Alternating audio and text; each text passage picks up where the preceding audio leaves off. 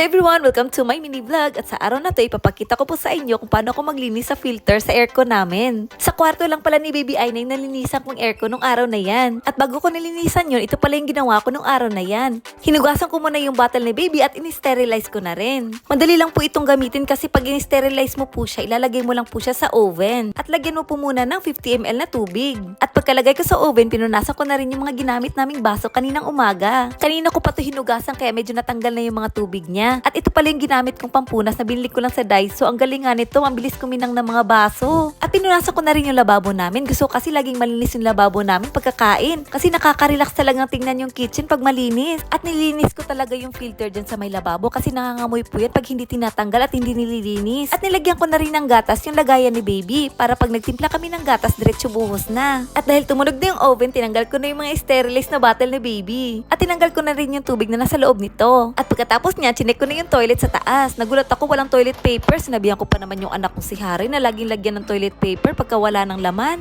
At pagkababa ko, chinek ko na rin yung toilet sa baba. Bira lang pa naman ako mag-toilet sa taas kasi lagi nga ako sa baba. At nung pagpunta ko ng sala, inisip ko pa naman kung ano yung una kong lilinisin. Kaya ito yung una kong nilinis, yung malapit sa TV, yung mga laruan ni Baby Aina. Yung malaking una namin sa kwarto, nilagay ko talaga dito kasi nagbubukas na si Baby Aina ng mga cabinet dito. Ginagawa ko siyang pangharang. At para hindi na rin mauntog yung ulo ni Baby sa mga cabinet sa gilid. At pinunasan ko ng wet tissue yung mga nakalagay dyan sa cabinet. Lagi pa namang may mga alikabok sa bahay kaya ugaliin talaga nating magpunas. Naalala ko yung nagtrabaho ako sa ospital, araw-araw kami naglilinis sa mga kwarto ng mga pasyente. Kasama ko yung mga nurse, nagpunas kami ng mga table, ng mga cabinet nila para wala pong alikabok. At mga toilet, tsaka mga hugasan ng mga kamay nila. Pero isang taon lang po ako doon at lumipat po ako sa nursing home. Doon po ako nag-work as a caregiver. Regular employee po ako doon at ngayon naka-maternity leave po ako. At ayan, nung natapos ko na punasan yung mga gamit ni Baby Aina, pinunasan ko naman yung sahig. At habang nagpupunas ako ng sahig, si Mama nagtutupi naman ng mga damit ni Baby Aina. At itong walker naman, pinunasan ko na rin. Araw-araw namin pinupunasan yung walker kasi nangingipi na si Baby at kinakagat na yung mga nakalagay sa gilid. At non-alcohol po yung ginamit kong wet tissue na ginamit kong pampunas sa mga laruan ni Baby Aina at sa walker. At ito namang higaan niya, pinunasan ko na rin pati yung gilid niya kasi kinakagat nga niya yung gilid nito. At yung pala higaan ni Baby Aina, pang summer po yan, ang sarap po niyan higaan. At habang naglilinis pala ako, dito pala nakatambay sila Mama at Aina. Lagi po silang nagduduyan araw-araw. At ayan, natapos na rin yung paglilinis ko sa sala namin. At ang susunod ko na malilinisin ay ang kwarto ni Baby Aina. Pinunasan ko na rin yung ibabaw ng cabinet para matanggal yung mga alikabok. At pagkatapos niya, nilagay ko na rin sa cabinet yung mga tinuping damit ni Mama. At after ko nilagay sa cabinet yung mga damit ni Baby Aina, chinek ko na rin yung bintana at pinunasan ko na rin. At ito namang bintana sa gilid, may mga alikabok kasi siya, kaya pinunasan ko na rin. Ang tagal ko nga natapos dyan kasi pa isa-isa ko siyang pinunasan. At ito naman, pampatay daw to ng lamok. Yan po yung laman niya, parang liquid, tapos ilalagay siya sa ilalim at isasaksak po siya. Parang katol po siya sa atin, pero pag nakasaksak po siya, hindi po siya nangangamoy. At nilinis ko na rin yung electric fan namin at na-adjust po ito.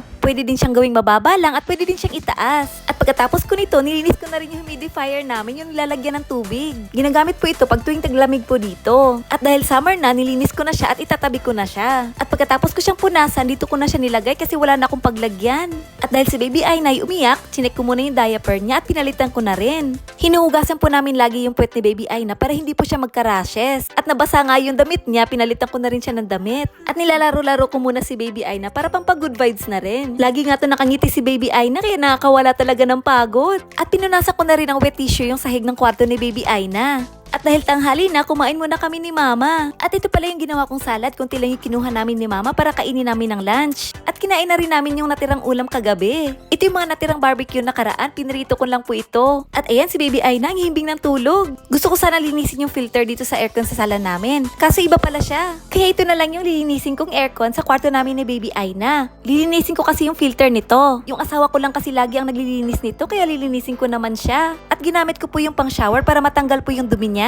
At binrush ko na rin para matanggal talaga yung mga alikabok. Pero kahit hindi nyo na po siya i-brush, natatanggal na po yung alikabok niya sa shower. At ayan, malinis na siya, pwede na po siyang patuyuin. Pero ako pinunasan ko na lang po siya para malagay ko na sa lagayan. At binasa ko na rin yung towel para punasan ko na rin yung aircon bago ko siya ilagay. May mga konting dumi pa nga ako nakita sa ilalim, gusto ko nga punasan kasi hindi ako marunong magtanggal niyan. Kaya mga ibabaw lang yung pinunasan ko. At pagkatapos kong ilagay yung filter, inon ko muna yung aircon. At pag naka-on po kasi siya, nakabukas po yun sa baba. At ayan, pinunasan ko na rin yung baba niya. At pagkatapos ko maglinis, ayan si Mama, nanonood lagi yan ng Facebook. At si Baby Aina naman, nangiming ng tulog. At after ng ilang minuto, nagising na rin si Baby Aina at nakalawit na yung kamay niya. Kaya nilagyan ko na po ng unan sa gilid niyan.